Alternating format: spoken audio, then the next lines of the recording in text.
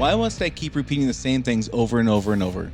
I feel like every week or every month I'm saying the same things, but my team is just not changing. How can I get my people on board with what I need them to do?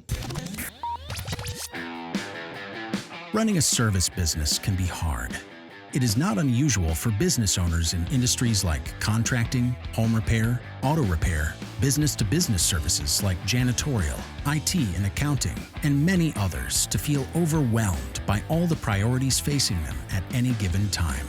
Between addressing the needs of the customers, managing the employees, figuring out the financials, and getting processes in place, feeling like you're making significant progress on your business journey can be difficult. Welcome to Service Industry Success, hosted by Brian Harding. Each week, Brian will look at real-world strategies for building the business you are dreaming of, while also sharing tactics to get through some of the most frustrating parts of business ownership with a lot more ease. Let's get started. The story is virtually the same for the vast majority of the leaders in the vast majority of the companies out there. You need your team to change. You need your team to hit a goal, consistently perform at a particular level, follow a process, and you just can't seem to get your team on board. You start out by explaining what you need, and you might go into great detail about how you came to the conclusion that this needs to happen, and you might go through all the trials and tribulations that led here. You do a really good job of explaining what's going on and why this is important and what you need them to do. And then you ask if there's any questions. And there rarely are. Almost always, they shake their heads and say no. Once in a while, you might get a question, but for the most part, they just nod and smile when they're supposed to, and they shake their heads no when you ask if there's any questions. You dismiss the team to go about their business and to do what you just declared needs to be done, and you hope, you pray, and you wish, and then a week or a month later, when the change has not happened, the process is not being followed anymore, or the goal is not being achieved, the consistency is not where you want it, it's as if the conversation you had never took place at all. So now you repeat the process, only this time you add in begging or threatening in the hopes that you're going to get compliance, or you're going to get them to perform at the level you need to, or to do the thing you need them to do consistently every time, all the time, do it right, all that kind of thing. Why do we keep doing this over and over and over? Do we really think it's going to work? Do we really think that all of a sudden our teams are going to magically change the way they learn and they're just going to start doing things as soon as we ask them to do it? I don't believe that that's the case. I believe that part of why this happens is because we focus on communicating, which is really important. We've heard this our entire lives. Communication is really important. And I fully support that idea. However, when it comes to training, rolling out new initiatives, new processes, changes we're going to make to how we do things, I would rather focus on comprehension and agreement than communication. So focusing on communication and focusing on comprehension and agreement are two completely different goals. If I focus on communication, I'm focusing on me getting what I want out there. And the burden is on the listener to figure it out. The burden is on the listener to understand whether or not I filled in all the gaps or not. It's on them to understand whether or not I've spoken in a way that resonates with them or makes it easy for them to comprehend or not. If I just say I need to communicate something, I need to get my thoughts out there, and then the burden is on the listener to get it done. And this may be the way you think it should be. And I get that. I understand. Like, you're the boss. They're the employees. When you make a demand or a request, it should just be done. And I totally wrap my head around that. But my goal is success. My goal is sometimes compliance. My goal is most often for the employees to want to do what I need them to do. So I would personally rather focus on doing what I know will meet those goals than focusing on what will make me right. So in this case, I know it in a perfect world, yeah, if you own the company or you're the boss and you tell the employees you need something to get done, it should just get done. But that's just not reality, I don't think. I think for most people, we have to, or for most of us in leadership positions, we have to just accept the fact, whether we like it or not, that people primarily do things because it benefits them or because they want to. They don't generally do things because somebody else told them they should. Now, are there times where that happens? Absolutely. They do it because they want to keep their job. They want to not, ruffle the feathers of the boss, or they don't want to have to explain why they didn't do it. They have a personal reason that they value to do these things. Not everybody has that same level of compliance or desire to just naturally do things because they're told to. Most people are going to do things if it makes sense to them. And so what I want to do is I want to make sure that I've communicated what I need done in a way that they understand, they comprehend it, and they agree. Like we have agreement on what we're trying to accomplish. So how do we do that? My way of doing this is asking a series of questions to find out where the individual or the team is on board with the objective, goal, or initiative, and where they drop off. Because I want to know I need to know which conversation to have with them. If they're not doing something, there's only a handful of reasons people don't do things, and we're going to get into that much more detail in some later episodes. But there's only a handful of reasons people don't do things. I just need to figure out which conversation to have. Where are they on board, and where do I lose them? And this is pretty much step by step.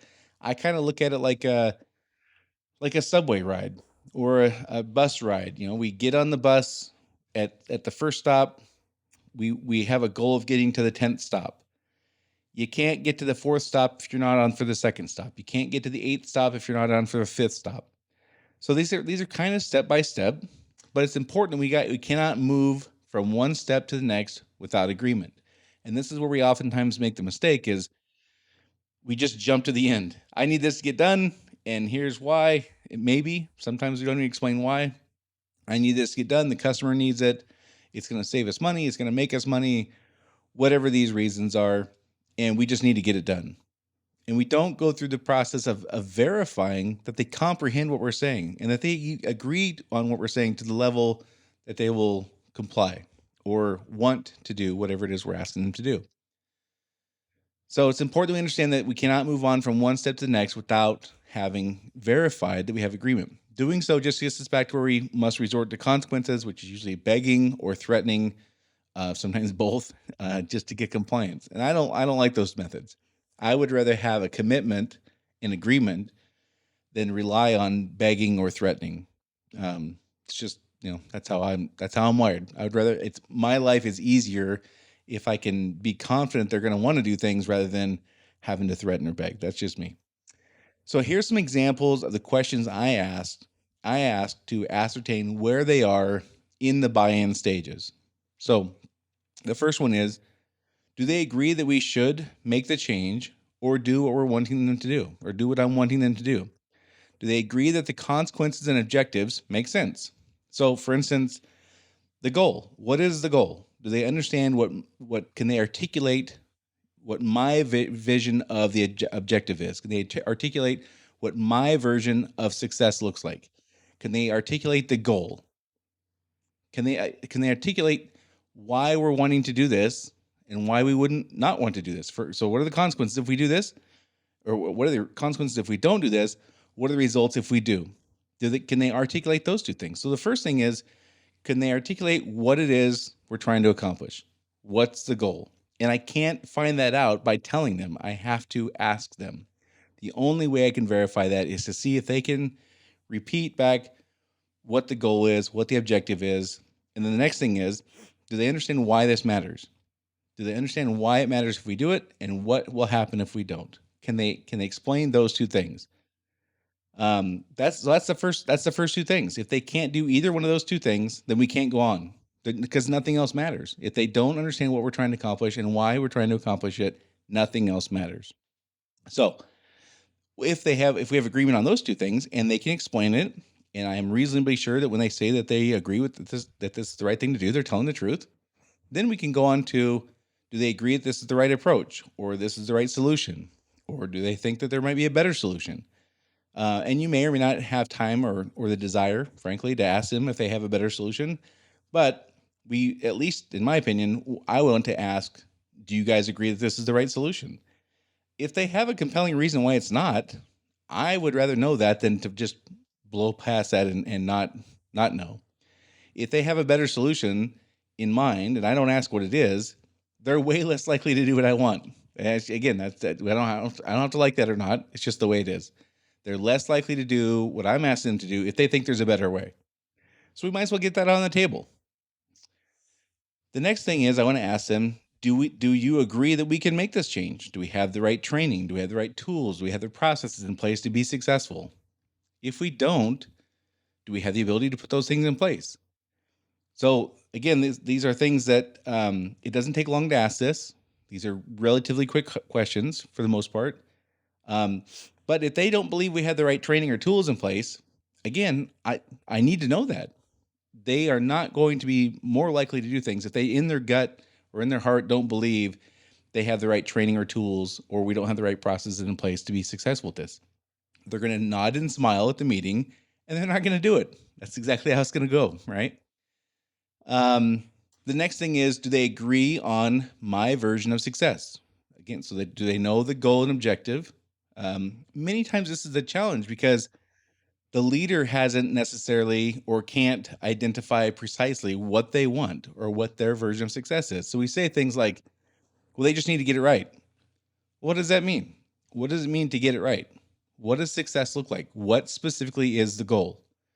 What does success look like? Or what are we trying to accomplish here? Specifically, not get things right, not be excellent, not do well, not do the right thing.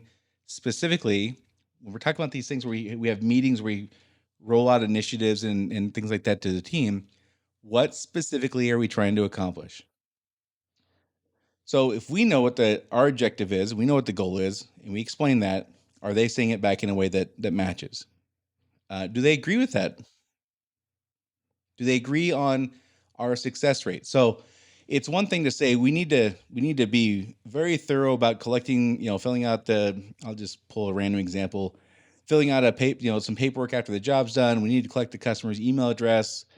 We need to collect, verify how they found us, and so we can document what is working in our marketing and things like that.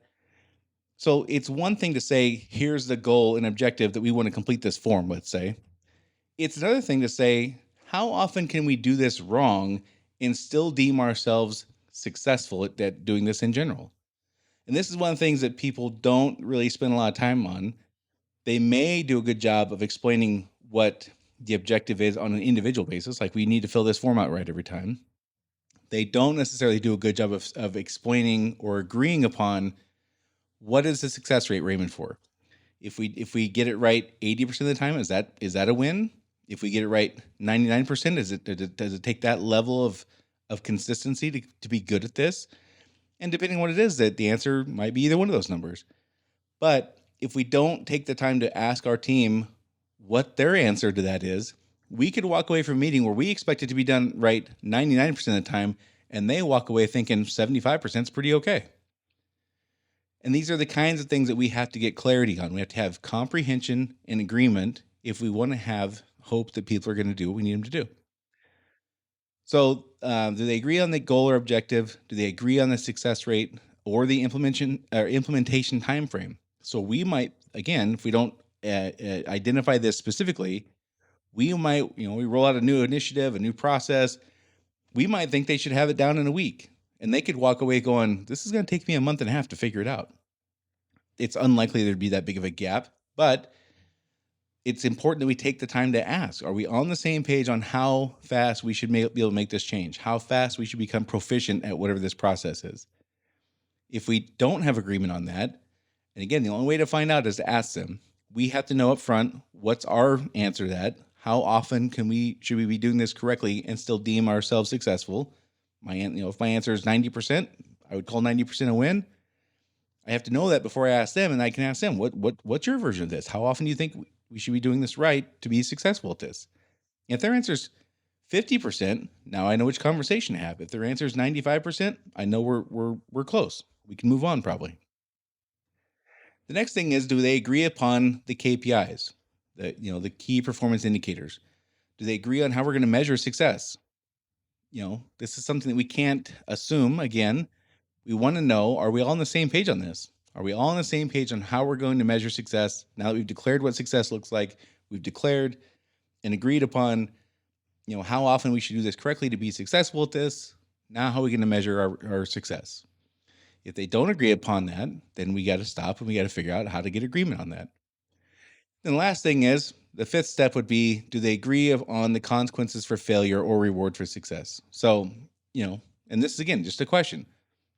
Here we've agreed upon the goal, we've agreed upon the why, we've agreed upon the success rate, the implementation time frame, how we're going to measure success. What do you think we should do if we don't hit it? These are the kinds of questions that I would recommend asking so that everything's right up front from the get-go. We don't wait until there's a failure. We don't wait till there's frustration to start, figuring out how we're going to handle this. Let's just get all this out up front. Let's have them be part of the conversation on, do we know what we're trying to do? Do we know why we're trying to do it? Do we know how we're going to measure success? Do we know how often we expect to be successful with this? And do we all know what's going to happen if we fail or we just choose not to follow this? If we get out in front of those things, our life is much, much easier. So before I move on, let me tell you about something I'm pretty excited about. I have a new book out. It's on Amazon now or anywhere the finest books in the world are sold. This book is called Service Industry Success, just like this podcast. It takes a deep dive into leadership ideas, strategies, and tactics that have worked for me over my nearly 25 years of managing employees. This book is primarily for business owners who are afraid to hold their employees accountable out of fear that they will leave, and who want to develop strategies and tactics to hold their team accountable without feeling like a jerk. It's also for business owners who want to teach their leadership team how to be effective managers and leaders, but maybe who don't have a step-by-step process available to do so. It's also for managers and leaders who want to develop the knowledge and skills to get their employees to do the right thing because they want to, rather than being motivated by threats or pleading, just like we're talking about today. This book takes a much deeper, almost step-by-step, in fact, in some ways, it's like scripted out step-by-step conversations to have. But you also learn why we overreact the way we do sometimes as managers and leaders, and how to have these, again, step-by-step or scripted out sometimes conversations with employees to lead them, inspire, and motivate them. I cover all the things I've learned from my great mentors I've had over my career. Starting out as a supervisor who was not very good at leading. I'll just be very honest about that. I was not very good at it. But I've progressed. I've learned a lot from some very, very smart, talented people. And I could make a pretty compelling argument that managing people is maybe my greatest professional strength at this point. So to get your copy from Amazon, you can go to sisthebook.com. That's SIS as in serviceindustrysuccess.com, and go there and get your copy today. So thanks for letting me share that. I'm pretty excited about the book. In fact, for those of you watching on the video, you can see a copy over my shoulder there. So the first step is on the topic we're talking about, getting agreement and comprehension versus communicating. The first step is to commit to identifying where they are in the buy-in process before we start making statements. We need to ask questions to identify where they are before we allow ourselves to start making our case. So if we don't find out where they are on board and where we've lost them, we're not going to be speaking to the disconnect. We're not going to be speaking to the disagreement or uncertainty. So the story is virtually the same for the vast majority of leaders and the vast majority of companies. You need your team to make a change, hit a goal, perform at a certain level. You start out by explaining what you need, what your expectations are. You lay it all out in the meeting, you roll the program out, you ask if there's any questions, which there almost always are not. You dismiss the team and you hope. And then a week or a month or 6 months later, when the change has not happened, the process is not being followed anymore, the goal is not being achieved, it's as if the conversation never took place, and now you're back to square one. You do the whole thing over again. This time you throw in some begging and some threatening in the hopes of getting compliance. Maybe that doesn't work. You do it again. You may have to threaten to fire people. You go home and you complain to your spouse or your coworkers or your business owner peers about how they, can't believe you're facing the same problems over and over and over again. And I really believe this is in large part because we focus on communicating rather than focusing on comprehension and agreement. We focus on communication.